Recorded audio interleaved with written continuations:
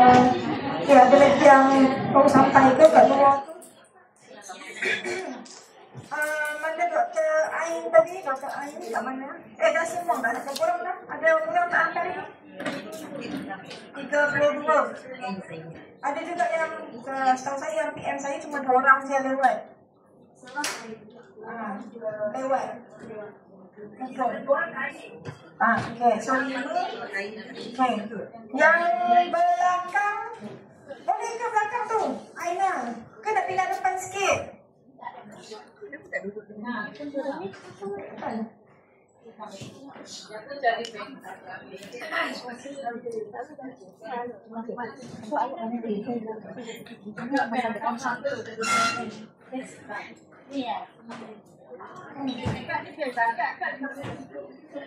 Belakang tu seramai sangat. Meja sini pun ada kosong lagi ni. Di depan ni, depan ni. Okey. Sementara tak apa, sementara dia tunggu yang kawan yang lewat sikit sampai. Tadi yang geng pas semua sampai dah. Dah. Saya pun teringat. Rupanya kita ada bas yang rapid mobile tu. Van betul, van rapid.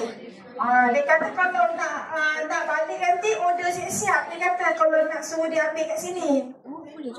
Ada tadi saya pun belajar. Dia kata download apps dah apa boleh ke, ada apps ke. Rupanya rapid mobile tu. Kopi rapid yang mana? Betul, rapid on demand tu.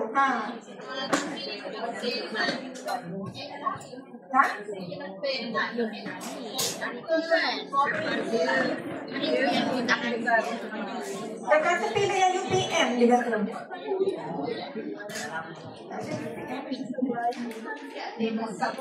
Tak apa, nanti dia kata dekat apps tu je dia kata. Tapi dia kata ada UPM tadi, dia kata saya pun tak sempat nak ada, tak tunggu lagi. Nak download ni lama. Kalau yang paling dekat ni apa? Sedang tadi. Yang dekat ni sedang ni. Ke sebab dia detect location ke apa?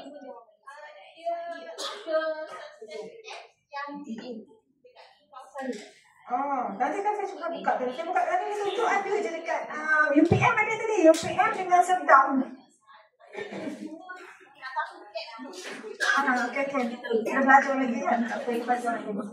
Sebab dia kata boleh order kan. Dia kata order nanti pukul berapa dia datang lebih. Dia kata RM1 orang kan. Sebab tu orang gemas 50 sen je saya kata. Okey, untuk minggu ni masuk bengkel yang ketiga. Saya kiranya antara projek yang lambat bergerak ni sebenarnya. Kalau boleh dia tak cepatkan. Maksudnya cepatkan tu kalau boleh sebulan buat 2 kali. Dia nak cepatkan habis by bulan 12. Kita nak tanya dulu nanti bincang lah. Kalau ada peserta boleh kita datang 2 minggu sekali tu. Boleh. Maksudnya bulan depan ni kita buat 2 kali terus. 2 kali terus. Lepas tu bulan 12 pun 2 kali terus. So dah habis slot yang belajar je. Sebabnya start minggu depan sebenarnya Kementerian Keuangan nak buat pemantauan dah. Dan kebetulan meeting hari lepas, 2 hari lepas, kita ada kebetulan daripada semua bentuk projek. Jadi dia akan selected lah berapa projek yang dia akan pantau. Dan terpilih lah pula projek ni lebih pantau. Aduh, saya kata kenapa pula. Jadi dah ada banyak-banyak projek. Salah satu projek yang akan dipantau adalah projek craft kreatif yang kita pakai. Semalam saya dah kontak dan berhubung dengan pegawai NRF tu. Saya kata hari ni saya ada bengkel. Kalau pun dia datang dia 2 orang pemantau. Saya kata pun datang hari ni pun tengoklah apa aktiviti kita. Tapi dia kata hari ni dia orang dah ada program lain. Dah ada slot lain. Dia kata dia tak dapat nak datang. Dia kata tak pastilah kalau dia nak terjejah ke tidak terjejah lah. Saya suka. Dia pun dia datang hari tu kita buat apa kan. Tapi dia nak juga sebab saya belum habis modul. Saya kata saya belum habis modul. Jadi peserta belum lagi buat perjalanan pendapatan. Saya kata kan baru mula-mula start. Itulah dia kata pun tak cepatkan berjalan habiskan modul tu. So kita habiskan modul pada bulan 12.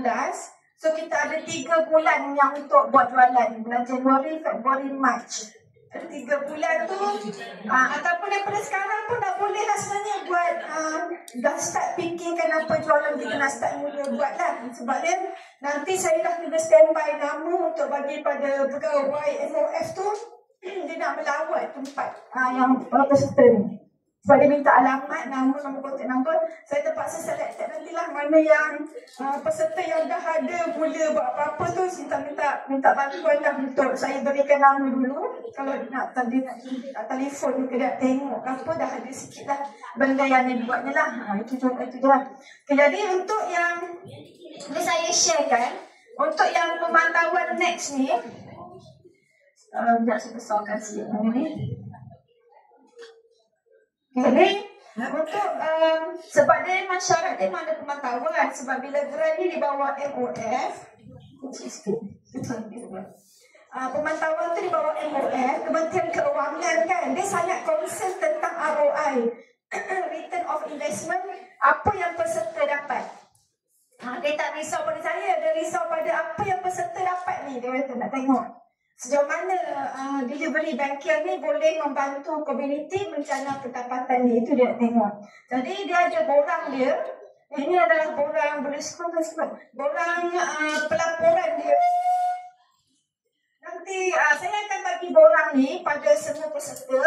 Kalau siapa yang boleh guna words nanti boleh isi dalam words lah. Kalau siapa yang tak pandai, kita akan printed je. Isi by hand pun tak apa.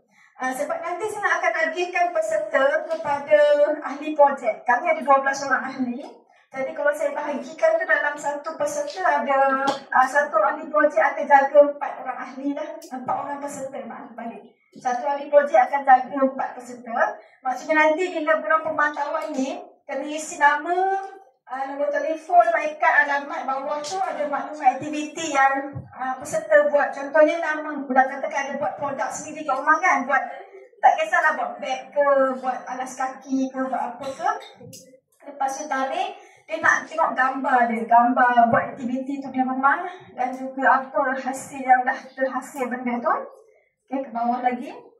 Ini bukti lah yang penting nak tengok. Bawah lagi scroll. Okay, lepas tu nakkan juga maklumat kos dari segi bahan modal yang diperlukan. Lepas tu kos tenaga kerja masih upah awak sendiri lah. Berapa upah diri awak untuk jahit benda tu. Tempoh masa diambil untuk siapkan satu projek tu. Okay, lepas tu harga jualan, harga jumlah hasil jualan dan juga keuntungan yang dapat daripada projek yang dibuat tu lah. Okay. Ini dia jual kepada siapa? Dia nak tahu jual pada siapa. Boleh je individu, kawan-kawan, keluarga nak jual kat pasar malam, ke pasar tani ke apa, just beritahu lah kat mana yang dijual benda tu.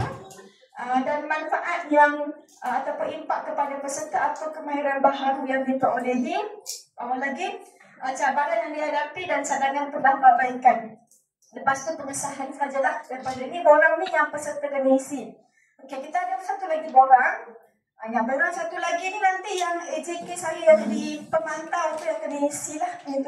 Ini ada borang daripada khas daripada dia juga. Ini adalah borang yang mana daripada maklum balas tadi. Mungkin ahli saya, ahli projek akan telefon, tanya kan, tengok hasil projek tu. Dia akan isi 4 ni lah. Nak tengok dari segi perubahan pengetahuan, sikap, kemahiran, amalan dan sebagainya ni. Ini kita akan, AJK saya akan isi lah ini semua.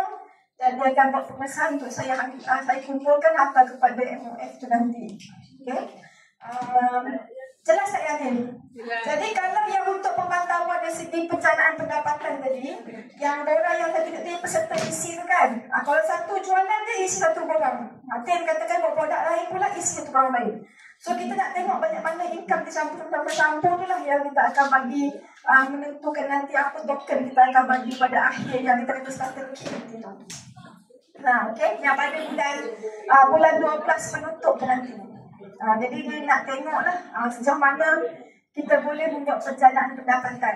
So hari ini kita akan buat yang Dr. Nazrina akan terangkan tentang macam mana kita nak transform produk kita daripada biasa-biasa kepada luar biasa sikit. Okay, luar biasa lah kan nak kenas kan. Nampak wow lah sikit kan. Betul. Kadang-kadang dia kata-kata tunjuk ke orang kain perca. Dia kata produk kita daripada perca kain. Tak perca kain je pun nak jual mahal-mahal. Siapa yang nak beli? Betul tak? Kan macam tak sesuai. Jadi kalau kita kata nanti macam kita kata macam kita nak buat, sebenarnya kita perlu bermain dengan fabric lah, nak buat manipulasi dia, nak olah, jadikan cantik kan, supaya kita boleh jual dengan harga tinggi. Padahal kain itu kain perca lah sebenarnya kan. Sama juga macam layak tu kan, kadang-kadang saya promote kat kawan-kawan suruh beli layak tu kan, beli fabric tu pakai, alah tu kan kain perca, tak cantik lah dia kata. Dia dalam mindset dia kalau nak mesti benda yang baru. Tahu tak? Dia nampak nak benda baru. Saya kata, memanglah kita nak menyumbang kepada kelas tarian. Kelas tarian ni tak semestinya benda yang baru kan. Ada fabric kita ada yang baru terpakai dan juga ada fabric yang perca tapi belum pakai itu sebenarnya kan. Tapi mindset orang bila bagi hadiah dia kata mesti nak yang baru. Kan? Nanti Ratenas tunjukkan macam mana dia olah fabric Malaysia Airlines tu kepada sesuatu yang baru. Okay? Dia fikir kalau boleh kita buat cepat kan boleh. Yang bulan depan 2 kali, lagi 2 kali tu habis. Sebab yang minggu yang kalau minggu depan kita ada 3 bengkel, tapi bengkel yang keempat dan 12 tu nanti kita dah satu posisi pembentangan sahaja. Maksudnya peserta kena fikirkan lepas minggu ni apa idea nak buat barangnya, nanti kita nak dengar pembentangan tu. Maksudnya peserta kena beritahu kita contoh produk tu nak buat apa. Maksudnya kita akan balik tu lah tanpa baik dan sebagainya. Okay, saya paskan kepada Dr. Nas untuk slot seterusnya. Okay, Assalamualaikum warahmatullahi wabarakatuh. Good morning, selamat pagi kepada semua. Okay, harap semua sihat hari ni. Okay, hari ni kita interesting sikit lah. Saya nak bercerita sikit tentang kreativiti. Sebab saya tahu semua orang ada kreativiti sebenarnya. Cuma tak ditunjukkan, betul tak? Kadang kita simpan je kan, kita tak tunjukkan. Semua orang ada kreativiti. So hari ni saya nak buka sikit lah macam mana kita nak jadi seorang yang kreatif. Sebab bidang saya ni bidang kreatif, orang seni. So saya punya pemikiran lain sikit. Ya, so apa benda yang saya nampak tu, saya rasa benda tu ada potensi untuk dikomersialkan. Itu. Sebab orang kreatif ni dia tengok benda biasa kan, flat ni, tapi dia boleh buat benda lain kan, jadikan olah jadi benda lain. Sebab benda kreatif ni paling penting sebab di situlah kita berinovasi. Kalau macam tadi Dr. Rahimah kata kan, siapa nak beli kain perca kan, dan kita cakap okay, this recycle material lagi orang, persepsi orang Malaysia, saya cakap kalau di luar negara tu lain. Kalau di Malaysia ni, kalau cakap je, oh barang ni daripada recycle, daripada bandar, dia punya persepsi dia mesti harga murah. Itu yang pertama sekali.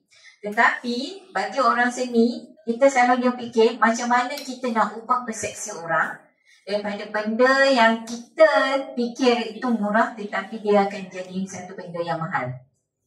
Ya. So saya harap dekat sini kita akan cuba faham macam mana kita nak jadi kreatif. Ya.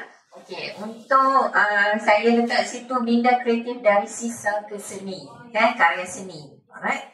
So sebab sekarang ni kalau tengok rata-rata kan, kalau sesiapa itu yang rajin berkarya ataupun rajin berkreativiti, dia akan maju. Ya. Samalah you nak masak ke, you nak menjahit ke, betul tak? Kalau kreatif je, you kata okay, hari ni saya nak buat dalam TikTok resepi kan, nak ajar orang viewers kan, tengok buat kerabu je pun, betul tak? Salad. Tapi you letak situ, okay, salad saya ada bunga kentang lah. Selalu orang buat biasa-biasa kan, tak ada bunga kentang. So you masukkan tu, and then you nampak follower you ramai kan. Sebabkan satu benda menyebabkan apa kita famous kan. Benda tu simple je. Kadang orang tak terfikir kan. Katalah you kata okay, dalam kerabu ni mesti letak kelapa parut yang digoreng, wangi kan.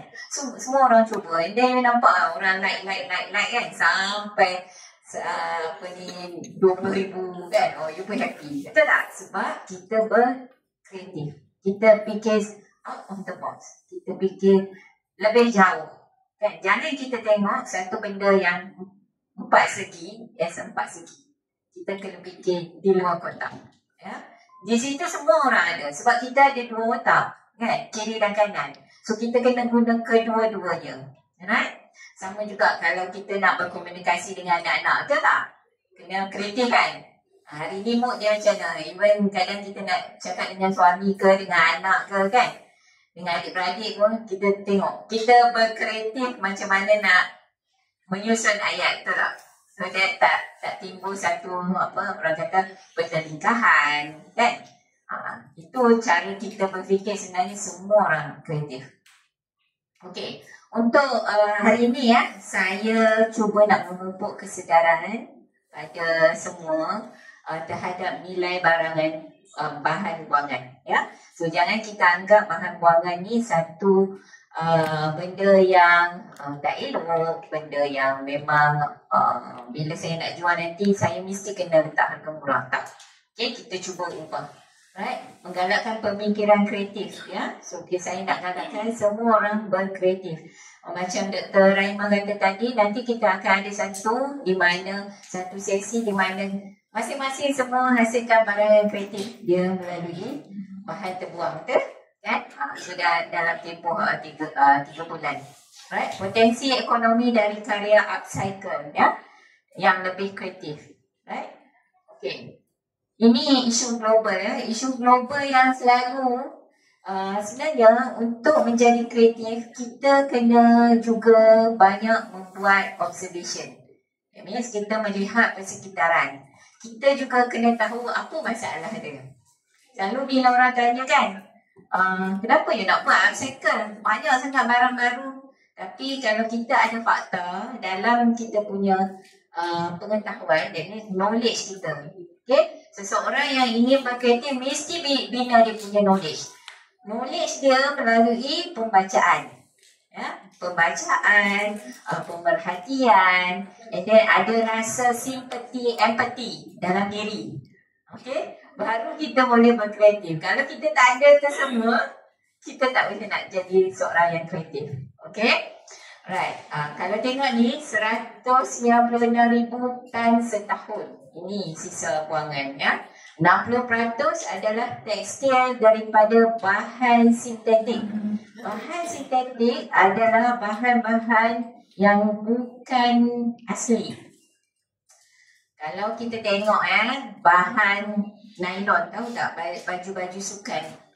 Baju sukan kalau you pegang tu kan, dia punya tekstur dia macam plastik tu. Sebenarnya kita memakai pakaian yang berasaskan plastik di atas badan kita. Okay? So kalau cotton, kapas, linen, sutera itu adalah daripada sumber asli, daripada haiwan ataupun daripada tumbuh-tumbuhan. Kalau cuaca di Malaysia sebenarnya kita digalakkan memakai lebih banyak pakaian daripada serat asli.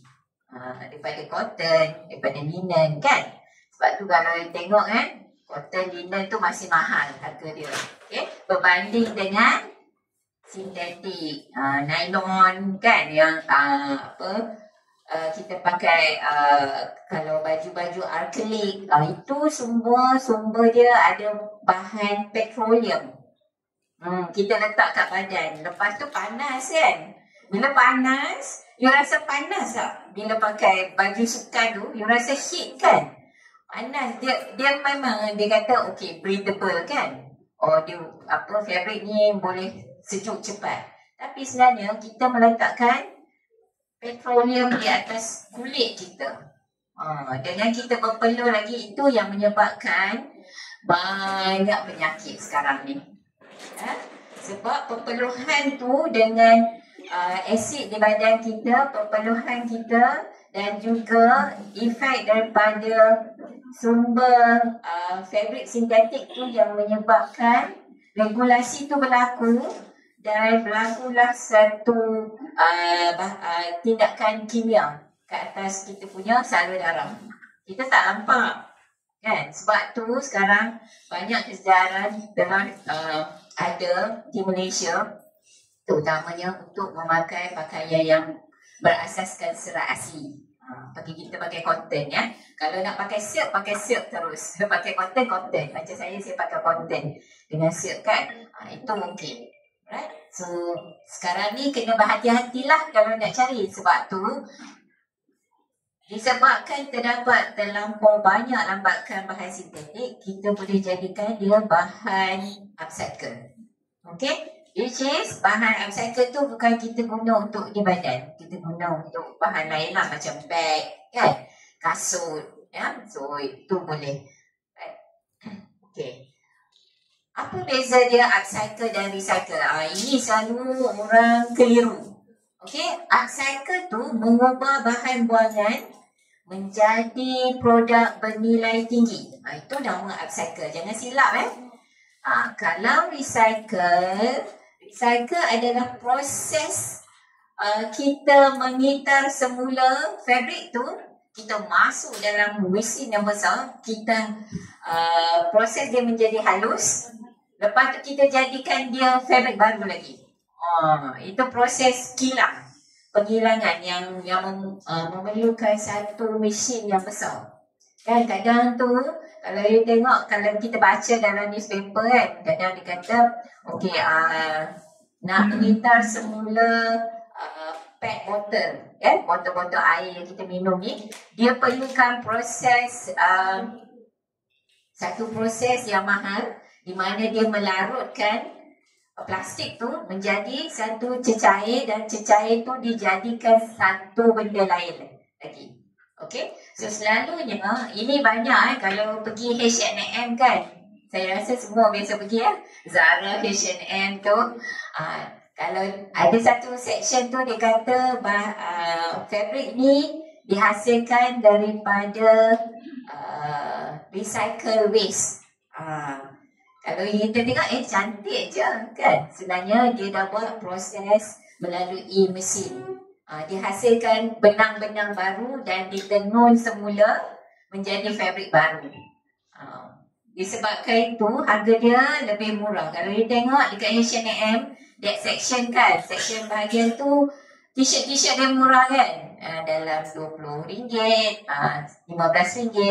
Itu dia melalui proses recycle, kita semula. Okay, bahan yang tu dijadikan benang, ditenun menjadi fabrik semula dan dijahit menjadi baju. Itu proses dia. Kalau upcycle, kita ambil direct fabrik ni, kita ambil direct, lepas tu kita olah dia menjadi satu produk yang bernilai tinggi kan. Cantik kan? Ini baju Malaysia Airlines kan, Malaysia Airlines. Okey, nanti saya ajar macam mana nak berkreatif. Sebab kita tengok ni, okey baik, tak apalah boleh buat, tapi sebenarnya ada cerita di sebalik dia. Okey, nanti saya cerita. Right. Okey, ciri minda kreatif mesti fleksibel. Kita kena try to become flexible in terms of thinking. Kita kena pandai menilai, mengolah dan berkarya. Okey, mesti ada cerita.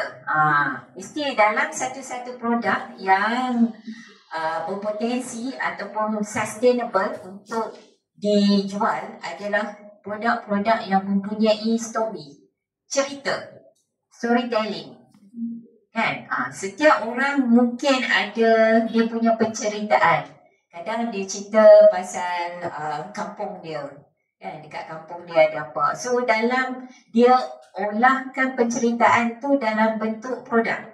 Okay? Dari segi warna, dari segi pemilihan kain, daripada segi bentuk. Kan? So bila ada storytelling, dia akan mengukuhkan keyakinan orang untuk membeli dan juga orang suka mendengar cerita tu. Okay. Untuk sebagai contoh saya menghasilkan baju untuk warga emas. Okay, saya banyak menghasilkan baju untuk warga emas sebab saya ada cerita di sebalik dia. Okay, terutamanya orang yang lumpuh separuh badan. Saya kata, okey, kenapa saya nak hasilkan baju untuk orang yang half body paralyzed, kan? Orang tumpu separuh badan. Orang tua lah, orang tua. Satu cerita dia orang selalu berada di, sama ada di rumah ataupun di home care center, pusat penjagaan. So bila saya pergi situ, walaupun saya tak ada family yang half body paralyzed, tapi bila saya berada di sana, saya mendengar cerita diorang. Betapa susahnya dia nak pakai baju sendiri. Dia terpaksa menunggu dua orang jururawat yang berada ataupun helper lah yang ada dekat rumah tu untuk memakai baju. Sedangkan bagi dia nak independen. Dia nak mengurus dirinya sendiri. Tetapi disebabkan satu bahagian yang tidak berfungsi itu menyebabkan dia susah pakai baju biasa. At the end, apa yang kita bagi? Kita bagi kat dia t-shirt besar. Betul? Kita bagi t-shirt size XXXL. Betul? Sedangkan kita tak faham sebenarnya emosi mereka memerlukan pakaian yang sempurna macam kita pakai. Ada butang, ada beads, kan? Ada ribbon. Okay, ada cuff. Dia pun nak cantik, betul? So bila ada penceritaan tu, sesuatu produk itu akan menjadi lebih kukuh. Okay? Sebenarnya kalau kita buat upcycle ni, kalau kita ada cerita di sebalik dia, mungkin kita kata kita pergi ke gelandangan. Kita faham orang-orang gelandangan macam mana, kan? So kita ada storytelling itu yang menyebabkan satu-satu produk menjadi respected, dihargai, ada value, ada nilai, dan produk itu boleh bertahan lama. Ya, right, itu penceritaan. Right, berimajinasi.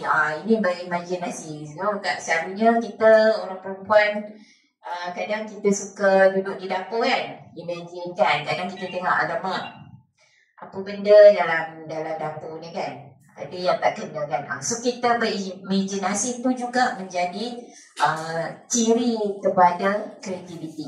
Ya, so kita boleh berimajinasi. Okay, berdaya cipta, inovasi. Ini paling penting. Ya, so selalu kalau kita nak bersaing secara sihat adalah dengan berinovasi. Sebab tu produk-produk recycle kadang, kalau saya tarik kat sini lah, semua mesti boring, kan?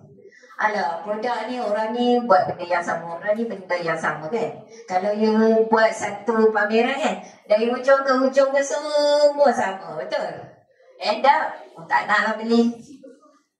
Okay, betul tak? Okay, sebab you minat. Kalau orang biasa yang tak berminat, kan, yang memang tak tahu. Okay, so saya cakap pada orang yang biasa, kita punya potential customer. Okay, sebab saya melihat di sini semua pengusaha tau.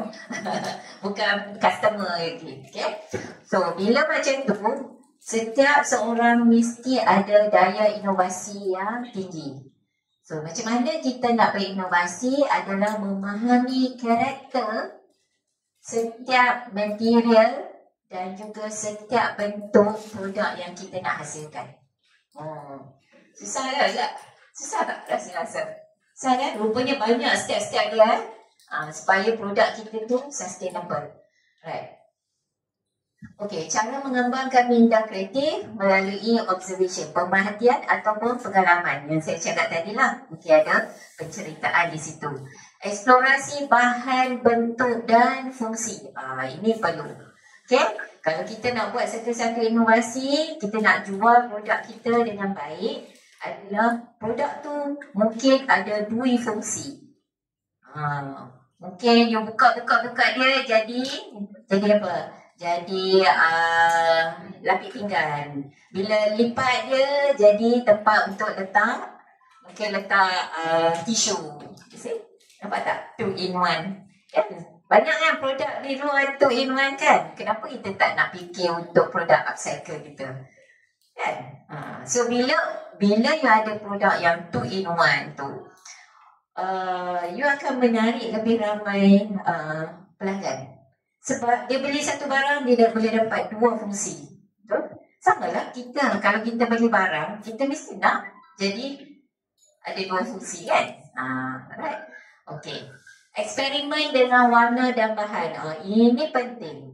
Sebab bila kita nak ubah satu-satu persepsi orang untuk menilai ataupun membeli barangan upcycle adalah melalui perancangan bahan dan juga warna dan juga apa-apa material yang kita nak hasilkan. Ya, dia bukan boleh nampak kain, kain temperature kita potong je, terus. Kan, contoh. Lepas tu kita jual, kita fikir, kenapa ya orang tak nak beli? Kan? Kenapa orang tak nak beli? Kan, mungkin kita tak melakukan kajian sedikit sebelum kita menghasilkan satu produk. Betul? Kan? Kita terus buat. You nampak orang buat lapik meja, you pun nak buat lapik meja. Betul? Kan? You nampak orang buat tissue box, you pun nak buat. You nampak orang buat bag, you pun nak buat. Kan? So, di manakah kelebihan atau keistimewaan produk you sendiri? Ya? Okey, itu kita kena fikir. Alright? Kolaborasi teknik. Ya, so nanti saya tunjuk contoh-contoh lah. Kolaborasi teknik dan juga inovasi baru. Ya. Okey, proses kreatif ya. Pertama, kita mesti kumpul bahan. Bila kumpul bahan, last month kan, saya tengok je. Saya tak nak tegur. Okay, minggu bulan lepas saya tengok je. Semua excited, seronok lah. Saya pun seronok bila semua orang pilih bahan kan, pilih bahan. Tetapi, you fikir tak dulu, bahan apa yang you nak pilih? Kan, bahan yang bagaimana? So, pemilihan bahan ni penting. Lepas tu, saya tengok tak ada seorang pun yang melakar. Kan? You lakar kan? You ada macam saya selalu bawa saya punya sketchbook. Kan? Notebook saya ni, saya lakar dalam ni dulu. Just a simple idea. Memang kita kata, saya tak pandai nak melakar. Boleh sebenarnya. Boleh setakat sketch tu kan? Boleh. Okay? Melakar idea. Lepas tu pemilihan material. Ini paling utama. Kombinasi teknik. So, sebelum kita mula apa-apa, bila kita dapat bahan tu, kita kena fikir dah. Teknik apa kita nak buat, bagaimana penghasilan prototype tu nanti jadi macam mana kan. Alright. Kekemasan dan juga pembungkusan. So, itu semua kena ada dulu dalam pemikiran kita. Okay. Produk apa kita nak hasilkan ni? Kenapa kita nak hasilkan? So, semua ni kita kena fikir dulu. Right. Contoh saya tunjuk contoh-contoh kreativiti daripada rumah inspirasi daripada komuniti tempatan ini. So selalunya kita akan buat ini normal lah. Kita buat patchwork bag, lepas tu buat earring kan, buat baju, okay, and then buat bunga kan. Ini normal lah selalu kita buat. So kalau tengok di sini, ini yang selalu kita hasilkan, okay. So, saya tekankan pemilihan material. Pemilihan material ni penting. Sama ada material tu daripada cotton. So, kalau serat, kalau nak tahu, sebenarnya saya boleh buat satu session macam mana nak kenal serat. Serat asli, bila you bakar sedikit, dia akan berdebu. Dia jadi abu. Kalau you kata, okay, you pergi kedai kan, you beli sikit kan, sampel fabric tu, dia kata, ni serat cotton 100%. So, harga dia mahal. Dia jual situ RM30 semeter. Okay? Dia kata, mahalnya RM30 atau RM80 semeter. Kan? Kalau you ambil sampel sikit, you bakar, serat asli dia akan berdebu. Dia akan jadi abu. Okay? Kalau serat sintetik, dia akan bergulung. Means bila dia akan mengeras. Bila you bakar kan, macam you bakar plastik lah. Itu serat sintetik. Itu beza dia. Kalau you tengok kan, serat tu kan, boleh tarik stretchable yang you all duk pakai baju apa? Baju sukan tu kan. Lycra tu itu semua serat sintetik. Ya. So serat sintetik. Sutera sama, dia akan berdebu.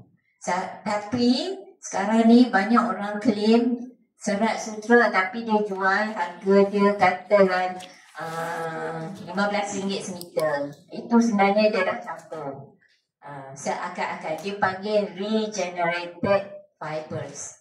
That means dia dah ubah karakter semasa proses menghasilkan benang. Ini panjanglah kalau saya nak cerita pasal tekstil ni. Okay. So bahan ni penting. So bila kita dapat bahan daripada recycle ni, kan, kerja perca ni, kita pilih dulu. Kita tengok, kita pilih dulu. Kita sorting dia dulu. Okay, kita buat sorting dulu. Right? Itu nilai dia. Nanti itu semua dikira untuk usaha kita. Kenapa harga upcycle mesti mahal. Okay? Dia punya proses. Okay?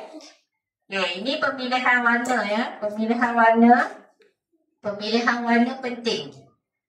Sebenarnya, masa kita buat pemilihan material, kita dah boleh fikir pemilihan warna. Warna yang macam mana nak match. Bukannya kita main ambil je apa yang ada depan mata. So untuk menghasilkan satu upcycle yang bernilai tinggi, kita kena fikir dulu. Right? Kita kena matchkan dia dulu. Right? Okay. And then pemilihan teknik. Pemilihan teknik, kenapa dia penting? Selalunya bila dapat kain perca, kita okey, tak apalah, kain perca saja. Tetapi bila kita menambah teknik jahitan yang lain, dipanggil fabric manipulation ataupun manipulasi fabrik, dia akan membentuk satu tekstura yang lain. So nilai-nilai inilah yang menyebabkan orang melihat produk itu di sebaliknya. That means orang dah lupa. Itu sebenarnya kain perca. Orang dah lupa. Sebabkan ada nilai tambah sebegini. Ya. Okay, kalau tengok di sini kan, dia pakai teknik lipatan, teknik jahitan macam ni kan. Fabrik ni, kita jahit, lepas tu kita cantumkan dia. So, dia jadi tekstur. So, benda-benda ni lah sebenarnya pelanggan nak tengok.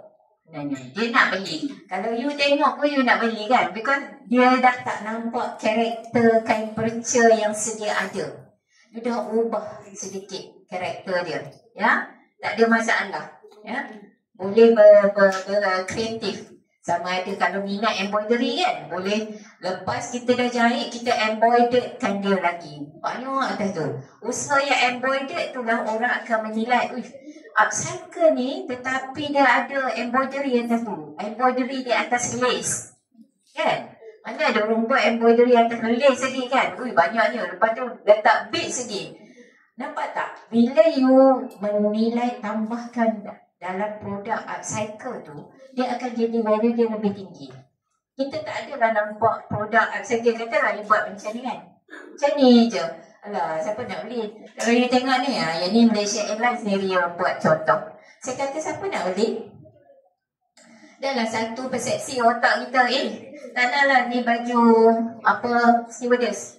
Tak naklah beli. Dan tu letak dekat dalam Wings Magazine, dia letak sampai RM29. You tak akan beli, betul tak? Betul. Kecuali kalau you dah ubah macam ni kan. Okay. You dah ubah. Tengok, you ubah. Ni daripada kain Okey. Kenapa bahagian ni saya kekalkan? Lipatan dia cantik, jangan buang. Sebab tu saya kata, kita kena fikir dulu kreatif. Jangan buang semua. Okay. Ada part yang kita perlu simpan, kekalkan dia punya identiti. Sebab masa ni saya buat projek ni dengan Malaysia Airlines. So saya kata Malaysia Airlines kain dia orang kenal sangat. And then identiti dia satu lagi adalah ni, plates. So saya ada dua jenis. Sebenarnya ada satu tu plates dibuka. So saya ada dua jenis bag. Okay. Satu lagi plates tu dibuka. Ini saya kekalkan. Sebab saya rasa ini boleh jadi center point kan. Bila kita letak dekat shelving, dia jadi center point mata kita. Itu penting. Sebab tu produk bila tu you kena ada focal point. Kat mana orang tengok produk you very attractive. Macam ni kan, dia dekat sini dengan ni kan, betul tak? Orang pandang ni dengan ni. Okay? So, kalau you tengok produk ni kan, rugged kan. Ni sebab saya fikir, nanti kalau orang pakai yang macam ni, orang dah tahu ni Malaysia Airlines. So, saya nak ubah persepsi orang. Kita hasilkan something yang orang tak antara kenal dengan tak. Orang ya, kita kena datang dekat. Baru, yang ini daripada fabric daripada kain Malaysia Airlines. Itulah caranya kita attract orang untuk melihat produk kita. Kalau orang lalu je, buat dah tahu kan. Betul tak? Semua orang macam tu kan. Saya macam tu. Kalau saya lalu je kan, that means tak ada produk tu yang betul-betul attract you. Betul tak? Tapi kalau orang tu stop dalam 1 second, dia stop. Lepas tu dia pusing, lepas tu dia pandang balik, means that dia attracted to you punya produk. Sebab tu saya kata berinovasi dan berkreatif itu penting. Ya, dan kita perlu merancang dulu sebelum menghasil. Jangan kita tiru kawan punya produk. Kita mesti ada identiti sendiri. Macam ni identiti saya memang suka benda yang pelik-pelik. Kan? Orang tak nak buat, tak apa saya buat. Okay? Right? So macam ni semua adalah manipulation lah. Fabric manipulasi. Kita manipulate fabric. Tapi kalau you datang tengok dekat, ada dalam 5 layers of fabric di bawahnya. Kan? Baru you boleh dapat efek ni. Kalau tidak orang kata, macam mana nak dapat efek ni? Kalau 2 helai fabric tak dapat efek ni. Tetapi kalau kita pandai berkreatif, pandai memikirkan sesuatu di luar kotak, kita akan fikir, okey, datang dekat baru tahu. Ya? Itu cara dia kalau you nak jual barang ataupun nak produk you terjual. Ya? Mesti ada benda yang membuatkan orang nak tengok 2-3 kali. Ya? So itu cara dia. Right. Okay, ni yang tadi aplikasi nilai tambah. Penting sangat. So, aplikasi nilai tambah ni pelbagai. Macam macam tadi Kak Yon cakap, banyak list kan. Banyak benda boleh buat sebenarnya. Kadang kan kita kalau list tu kita minat mengait, kita boleh kaitkan list tu dengan teknik kaitan. Ya, so banyak sebenarnya kita boleh buat, right? So ni adalah nilai tambah pada fabric, sama ada dalam bentuk jahitan, you potong 2 lapis and then jahit and then potong. Okay, so you boleh buat dia jadikan bunga, okay, ataupun you tambahkan manik, right? So ini adalah fabric manipulation lah yang saya tunjuk. So fabric manipulation ni ikut kesesuaian dan juga kreativiti masing-masing. Macam mana kita melihat fabric tu. Sebab tu kita kena faham fabric. Ya? Bukannya kita pilih ikut mata kita, tetapi kita faham fabric tu. Ya? Karakter fabric tu. Kadang kalau nak dapatkan sebegini ya. Okay. Kalau nak dapatkan teknik sebegini, kan? Teknik sebegini, fabric bawah boleh kita pakai fabric serat asli. Tetapi fabric di atas ni adalah fabric t-shirt. Sebab fabric t-shirt bila you potong dia tak berbulu, betul? Kan? Ataupun jenis wool or felt fabric. So dia boleh dapat efek macam tu. Dan bila you dah jahit, then you cut. Ikutlah. Kalau you nak banyak layer, so makin lama kita tebal. Itulah kelebihannya kita berkreativiti. Kita tengok fabric tu, kita layerkan dia, buat kek lapis, dan kita potong kan, apa jadi. Dan kita cantum lagi, kita potong lagi, cantum lagi. So bila you banyak teknik-teknik sebegitu, you akan dapat satu fabric upcycle yang lain daripada yang sedia ada. Itu penting dia. Okay. Right. Selain daripada tu, dia panggil embellishment. Ya? Finishing and embellishment. Ini penting sebab ini juga satu daya tarikan dalam produk-produk upcycle. Kalau siapa yang minat embroidery, minat stitching, kan, all this technique boleh apply. Okay. So, boleh apply di atas permukaan fabric tersebut. Ya. Alright. So, kalau tengok sini kan, upcycle lah ni. So, dia jadi satu benda yang baru. Dia, selalu kita fikir, okay, tampal lah, tampal. Untuk fikir apa? Macam mak-mak kita dulu tampal apa? Buat kain cadar. Kan? Pemikiran kita takat tu je. Sebenarnya, bila kita masukkan teknik jahitan untuk patchkan sambungan ni, kan, dia jadi benda yang lain. Betul? Kan? See?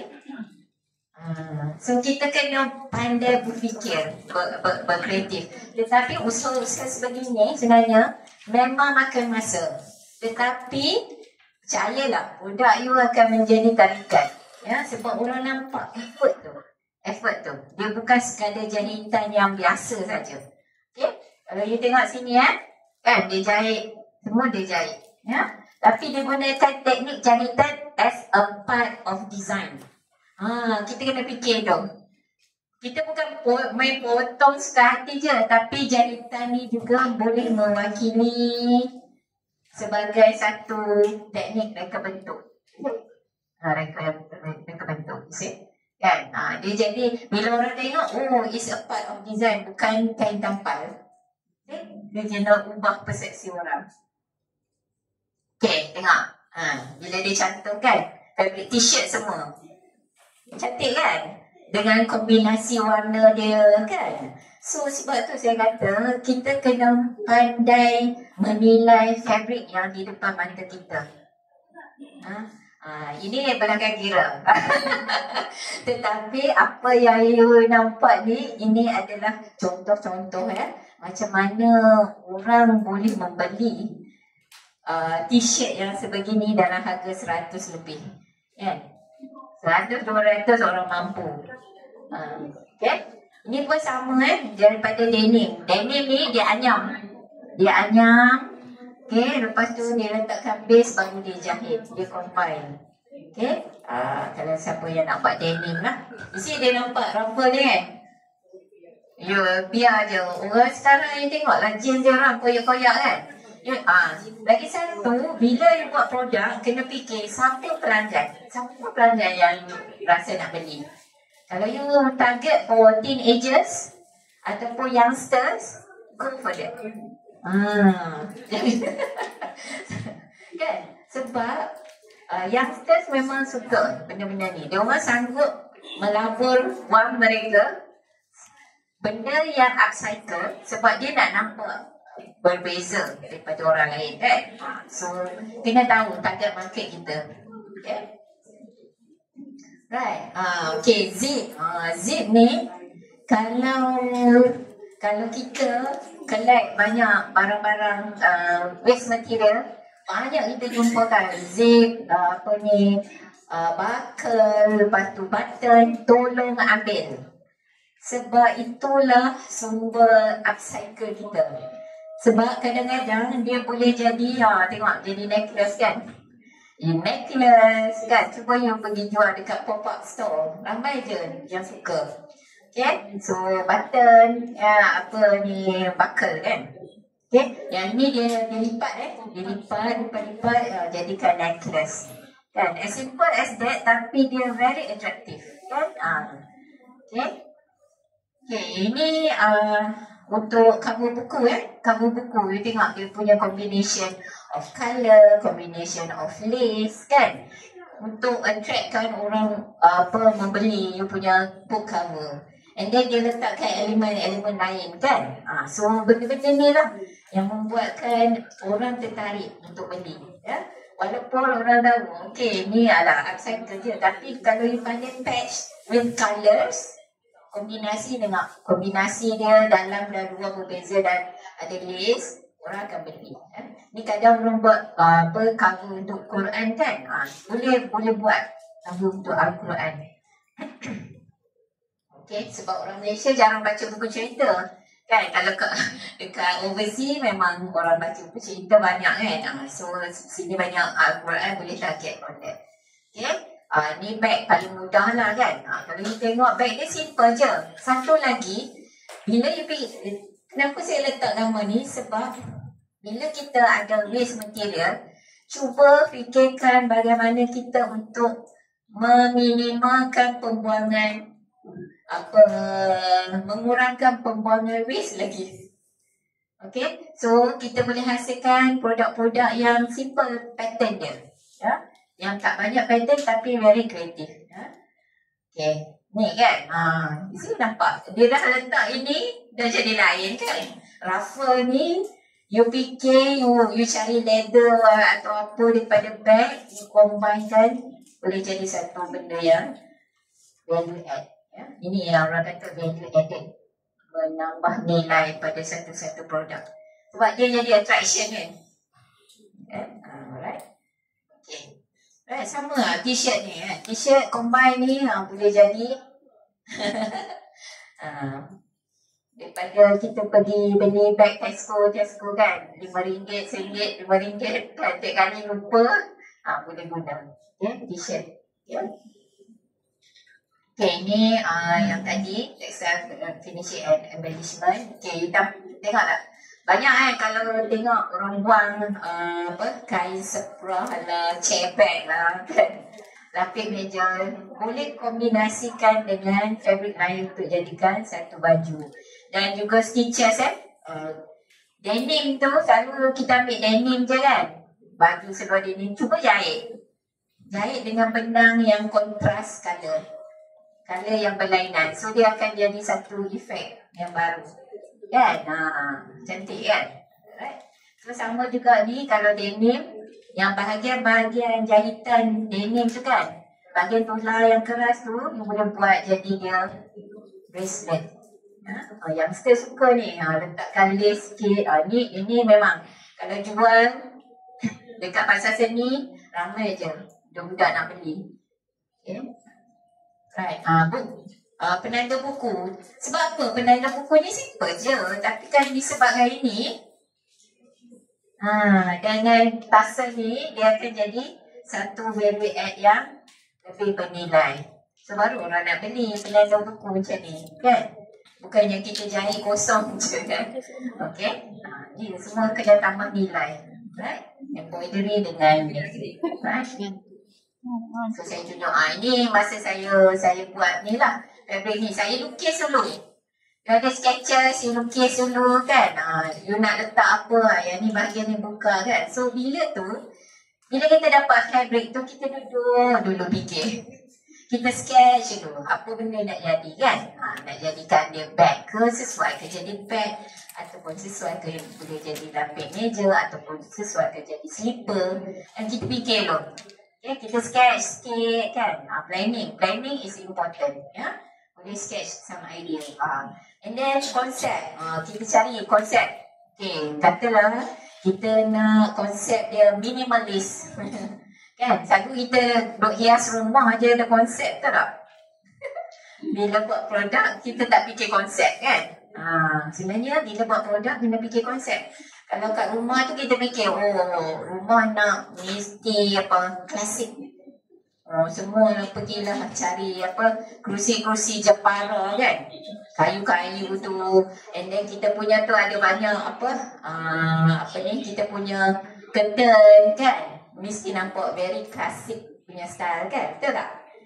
Sama juga dengan produk. So sebelum kita hasilkan produk, kita mesti ada konsep. Katalah konsep kita kampungku kata kan, tapi dia punya inspirasi dia kan macam ni, tribute to Africa, dia nak hasilkan something untuk Africa. So dia pilih mana-mana dia. Okay? So benda-benda ni sebenarnya membantu untuk kita menghasilkan produk. Selalunya sebab last month saya tengok semua terus terjun buat produk kan. Tak ada orang yang duduk fikir lukis kan. Nak match dengan warna apa. Katalah you nak buat konsep you traditional. So warna-warna apa yang menggambarkan traditional. Warna dia mesti warna earth tone. That means warna-warna coklat, kelabu kan, warna krim kan.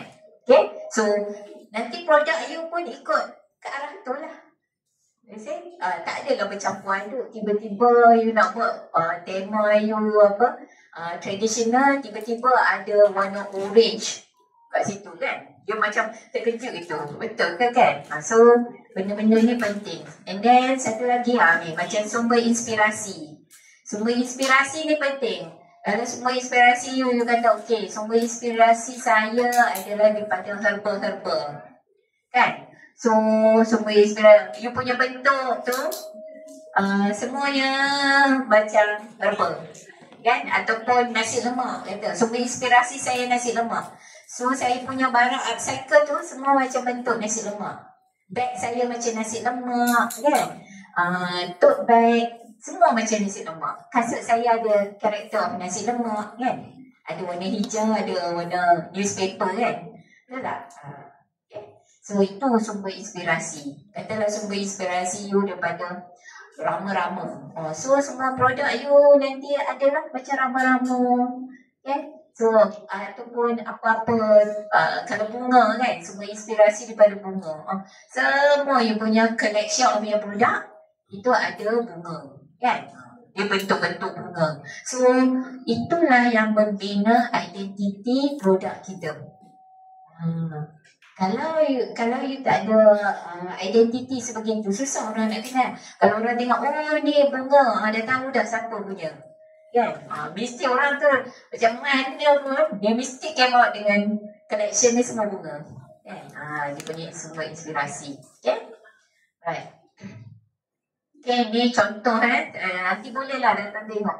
Contoh bag-bag yang daripada Malaysia Airlines. Okay? Ni macam ni kan. Okay. Bila buat bag ni simple je kan. Bag ni simple. Okay. Kalau you tengok kat sini, dia boleh bawa macam ni. Sebab ni bahagian pleats yang di depan tu kan. Saya tak bond tapi selalunya orang boleh carry bag tu macam ni. Okay, carry macam ni. Clutch kan, clutch bag. Okay, bahagian ni kalau you tengok, ini leather, kulit seat. Okay, tempat duduk. So tempat duduk Malaysia Airlines bila sampai satu tahap dia dah nak buang, dia buang, dia bagi kita dan kita olah dia jadi value add. Ni nama value add ni kan. Kalau dia kosong saja tak cantik, betul tak? So kita tambah nilai tambah dan juga kita kekalkan logo dia. Nampak, kita jumpa logo dia dalam dekat seat tu, kita ambil. See, kita tak buang. Okay? Itu cara dia. Okay, kalau you tengok dekat sini, ni pun sama. Bila you ada nilai tambah, you dah tahu ini biasa tengok kan. Tetapi bila you ada nilai tambah tu, okay, kita berkreatif macam ni. So dihasilkan satu produk clutch yang baru dan tambahkan tassel kan. So itu cara dia. Okay, berbanding dengan ni kan. Kalau you tengok yang Malaysia Airlines bagi saya, sentinya saya pun tak nak simpan toiletries pun saya fikir, alamak, RM29 tak payahlah. Okay, macam ni. Okay, bag ni simple je, sweat je, macam sarung bantal kan. Sebab saya fikir, okay, saya yang penting kain ni saya dapat daripada baju kimono, Bandoro punya yang tahu kan, Bandoro yang selalu jual barang-barang bandar. Diorang hantar kat saya kimono banyak dan saya hasilkan something yang simple saja. Okay, tapi kita pakaikan tux sini. Okay, kita buat manipulation sikit. Okay, jadi center point. Ini zip dia pun mudah je. Okay, zip pun yang recycle. So senang masuk. Dan bag ni macam ni. Takkanlah dia nak masuk barang dalam ni kan. So kena bukaan luas kan. Kita perempuan.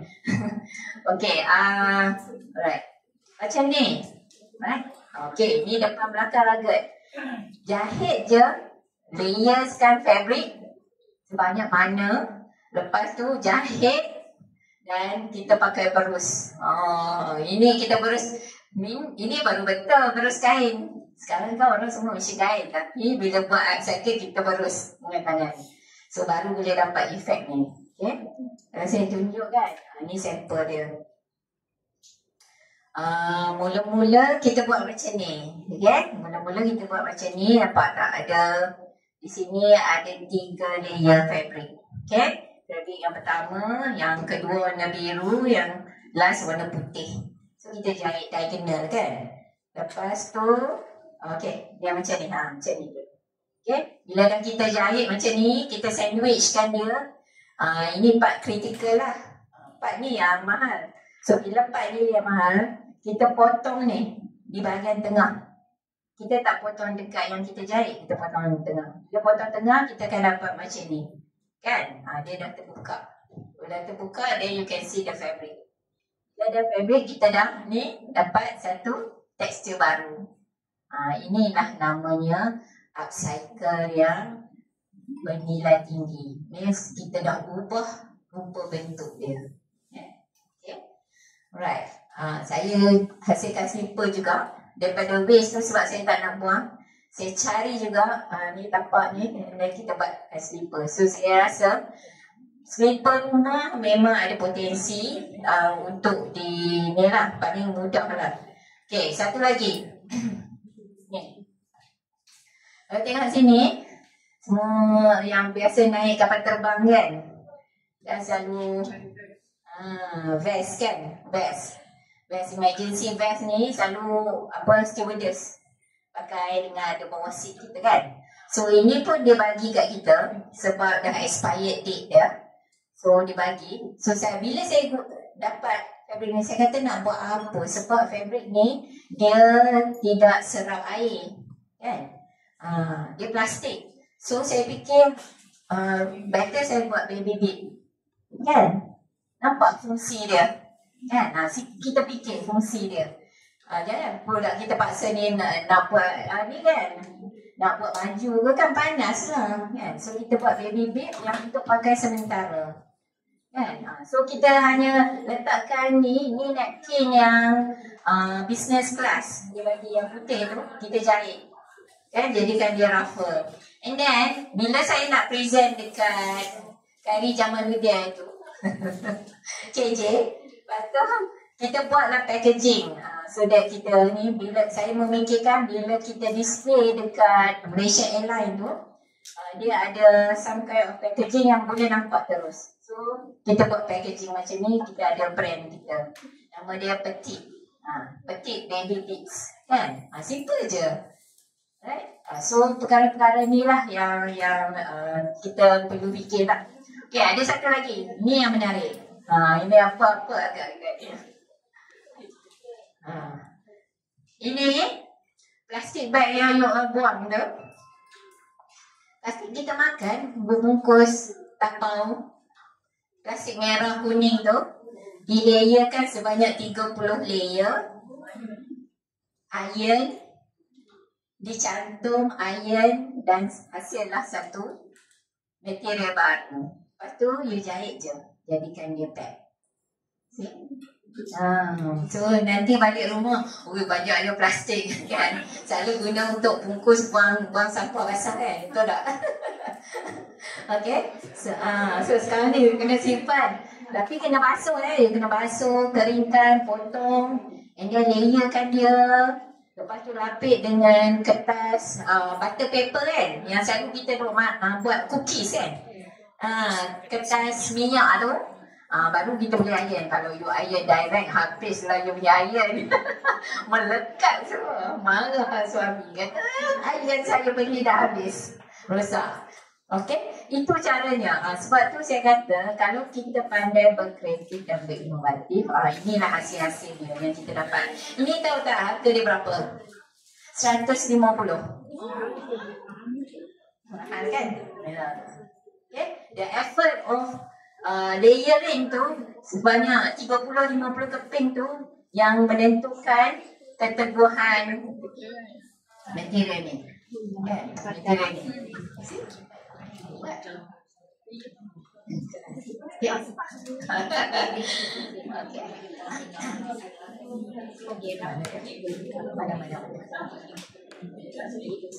Pasti tak mak. Masalahnya ini sangat 30 kita banyak kasih. Okey, satu lagi. Ini last kan. Ini saya memang suka buat. Ni yang hasil kerja saya dekat rumah. Kadang saya masuk exhibition. So saya banyak masuk exhibition. So actually collection ni ada 6 pieces. Sebab saya suka, rumah saya macam galeri lah. Saya suka gantung ni kan, my artwork. So ini semua daripada waste. Waste tu saya jadikan, saya combinekan dia jadi satu art piece. Kan?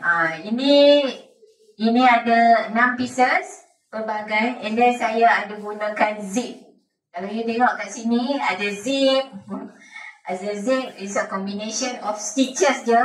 Stitches saya warna merah. And then fabric saya daripada sutera yang saya jahit baju. Saya tengok banyak sangat. So saya jadikan dia art piece. So boleh juga jadikan art piece begitu. Ya.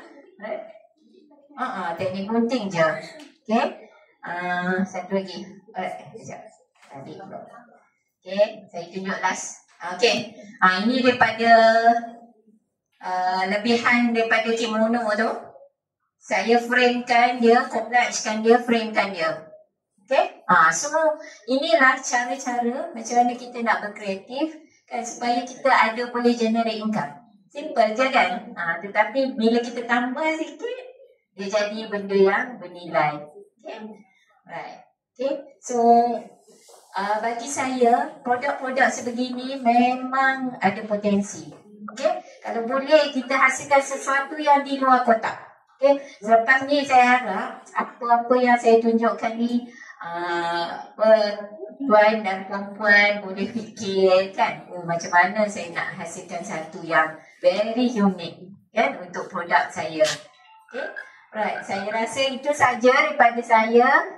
Terima kasih semua. Okay, mungkin lepas ni Dr. Nisa pula mungkin dia nak pergi exercise sikit kot ya. Alright. Okay, terima kasih banyak-banyak. Ya, nanti boleh datang tengok.